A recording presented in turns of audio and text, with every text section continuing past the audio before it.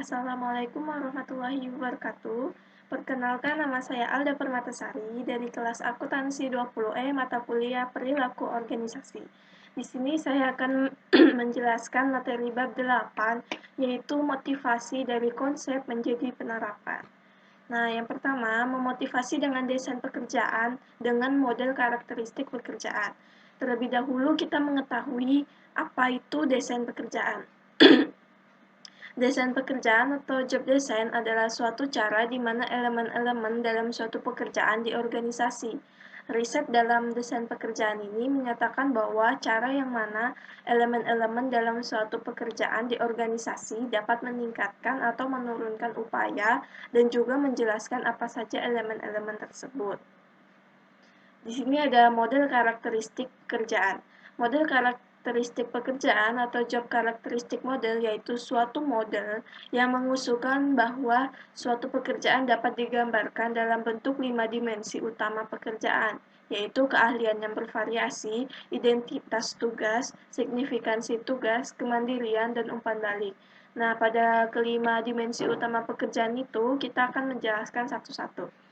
Yang pertama, keahlian yang bervariasi atau skill variety, yaitu di mana kondisi yang mana suatu pekerjaan memerlukan aktivitas berbeda yang bervariasi sehingga pekerja dapat menggunakan keahlian dan bakat yang terspesialisasi.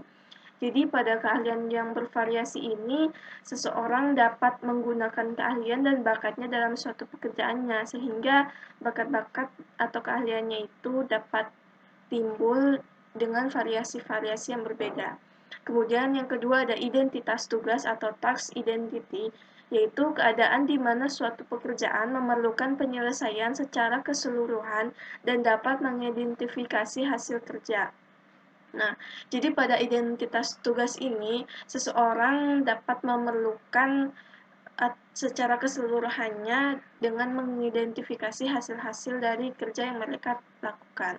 Kemudian yang ketiga ada signifikansi tugas atau task signifikansi, yaitu keadaan di mana suatu pekerjaan memengaruhi kehidupan atau pekerjaan orang lain. Jadi pada signifikansi tugas ini seseorang dalam suatu pekerjaannya itu dapat memengaruhi kehidupan atau pekerjaan orang lain.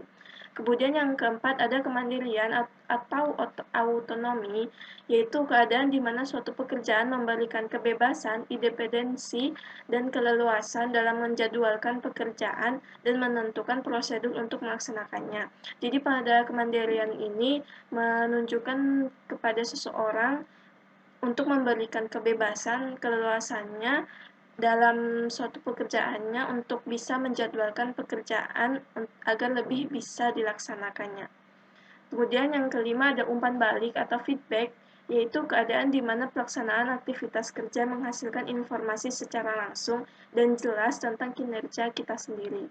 Jadi pada umpan balik ini, seseorang dapat menghasilkan informasi secara langsung maupun dengan jelas tentang kinerja yang telah mereka lakukan. Nah, lanjut, ada skor motivasi potensial atau MPS, yang dimana rumus MPS yaitu keahlian yang bervariasi ditambah identitas tugas, ditambah signifikansi tugas dibagi 3, kemudian dikali kemandirian dan dikali umpan balik. Jadi pada hasil-hasil yang udah dihitung akan menghasilkan skor motivasi potensial atau MPS. Kemudian, bagaimana pekerjaan dapat didesain ulang jika para pekerja menderita akibat rutinisasi pekerjaan mereka yang berlebihan? Salah satu alternatifnya yaitu rotasi pekerjaan.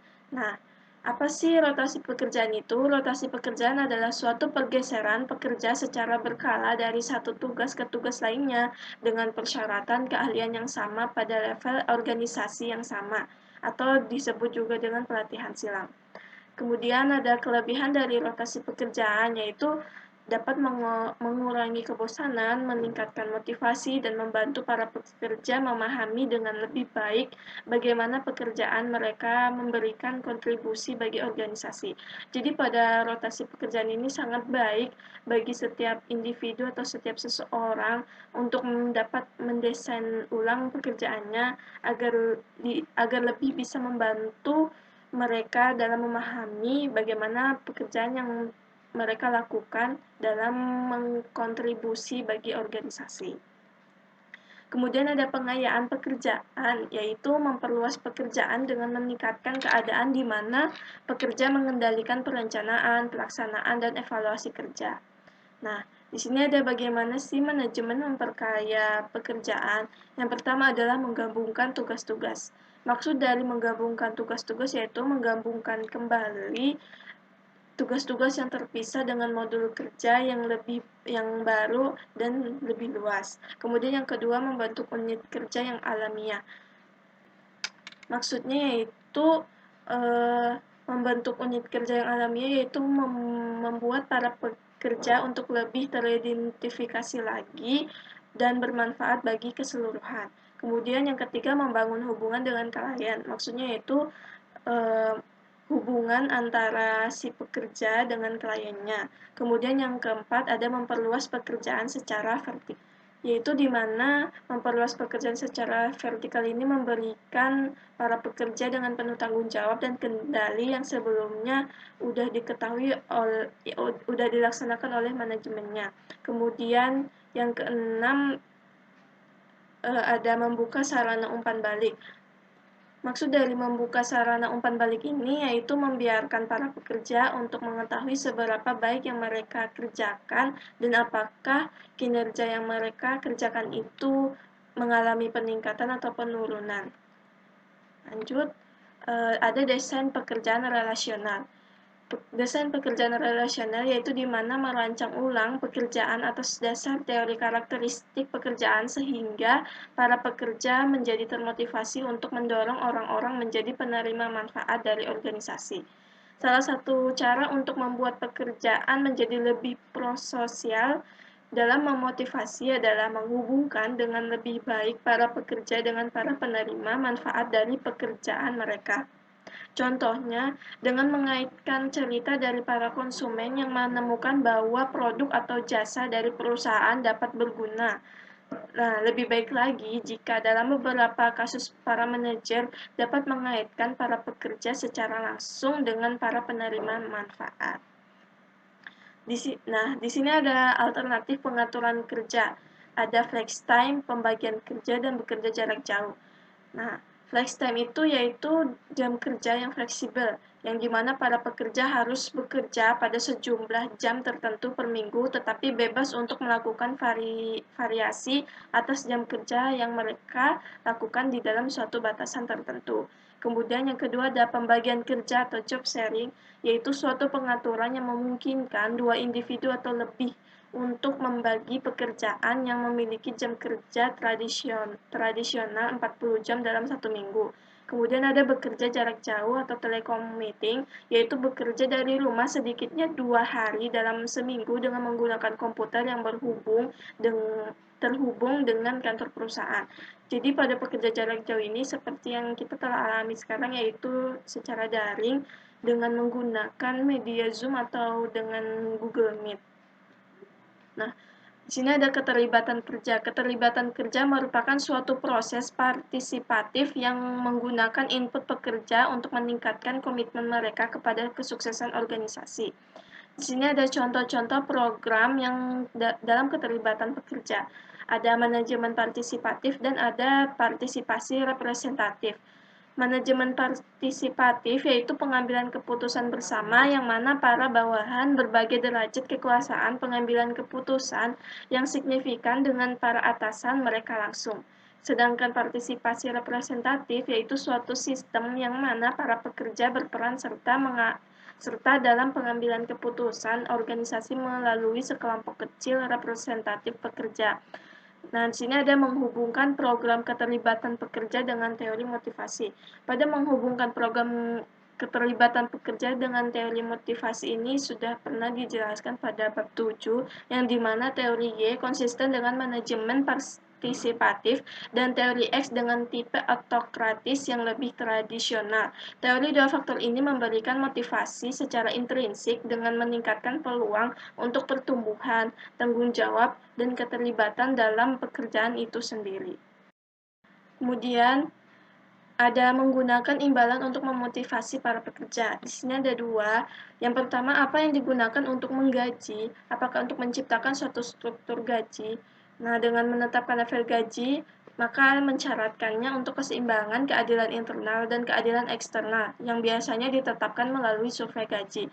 Kemudian yang kedua, bagaimana menggajinya? Memberikan imbalan kepada para pekerja melalui program pembayaran gaji yang bervariabel. Pembayaran gaji berdasar hasil kerja, pembayaran gaji berdasarkan pada prestasi, bonus, pembagian laba, pembagian keuntungan, dan rencana kepemilikan saham kepada pekerja adalah bentuk-bentuk dari program pembayaran gaji yang bervariabel. Nah, dalam program pembayaran gaji yang bervariabel ini, kita akan jelaskan satu-satu. Yang pertama, pembayaran gaji berdasarkan hasil kerja. Pembayaran gaji berdasarkan hasil kerja ini yaitu di mana suatu rencana pembayaran gaji yang mana para pekerja dibayar dalam jumlah yang tetap atas setiap unit produksi yang diselesaikan. Rencana hasil kerja yang murni tidak ada gaji pokok dan membayarkan gaji kepada para pekerja hanya atas apa yang mereka produksi. Lanjut, yang kedua ada pembayaran gaji berdasarkan prestasi. Nah, dalam berdasarkan prestasi ini, di mana suatu rencana pembayaran gaji yang didasarkan pada peringkat penilaian kerja. Kemudian yang ketiga, pembayaran gaji berdasarkan keahlian, yaitu di mana suatu rencana pembayaran gaji yang menetapkan level gaji atas dasar berapa banyak keahlian yang para pekerja miliki atau berapa banyak pekerja yang dapat mereka kerjakan. Kemudian yang keempat, ada pembagian keuntungan, yaitu di mana suatu rencana sekumpulan insentif yang didasarkan pada formula yang menggunakan peningkatan dalam produktivitas kelompok dari satu periode ke periode lainnya. Kemudian yang kelima, ada rencana pembagian laba, yaitu suatu program yang dilakukan oleh organisasi yang mendistribusikan kompensasi yang didasarkan pada beberapa penetapan formula yang dirancang di seputar profitabilitas perusahaan. Kemudian yang keenam ada rencana kepemilikan saham pekerja, yaitu suatu rencana manfaat yang ditetapkan oleh perusahaan yang mana para pekerja memperoleh saham seringkali di bawah harga pasar sebagai bagian dari manfaat mereka. Nah, di sini ada manfaat yang fleksibel dengan menggunakan suatu paket manfaat. Konsisten dengan teori ekspektasi bahwa imbalan organisasional harus dikaitkan dengan masing-masing tujuan setiap pekerja. Manfaat yang fleksibel mengindividualisasikan imbalan dengan memungkinkan setiap pekerja untuk memilih paket kompensasi yang sangat memuaskan kebutuhan dan situasi mereka saat ini. Ada 3 tipe yang paling terkenal dari rencana manfaat adalah rencana modular, opsi tambahan pokok, dan akun pengeluaran fleksibel.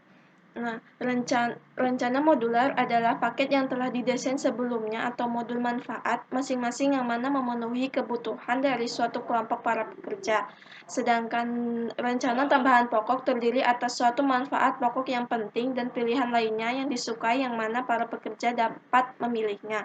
Kemudian yang terakhir ada rencana pengeluaran yang fleksibel, yaitu di mana memungkinkan para pekerja untuk menetapkan penyisihan uang sebelum pajak sampai dengan jumlah uang yang ditawarkan dalam rencana untuk membayar manfaat khusus, misalnya perawatan kesehatan dan perawatan gigi premium.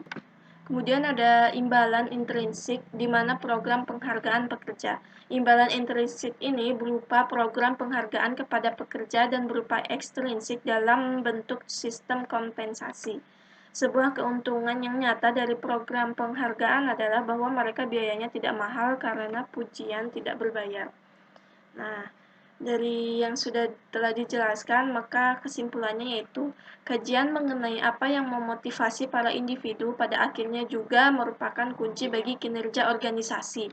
Para pekerja yang perbedaannya dihargai, yang perasaannya dinilai, dan yang memiliki kesempatan untuk bekerja dalam pekerjaan yang disesuaikan dengan kekuatan dan kepentingan mereka akan lebih termotivasi untuk bekerja pada level yang paling tinggi. Partisipasi pekerja juga dapat meningkatkan produktivitas pekerja, komitmen pada tujuan kerja, motivasi, dan kepuasan kerja.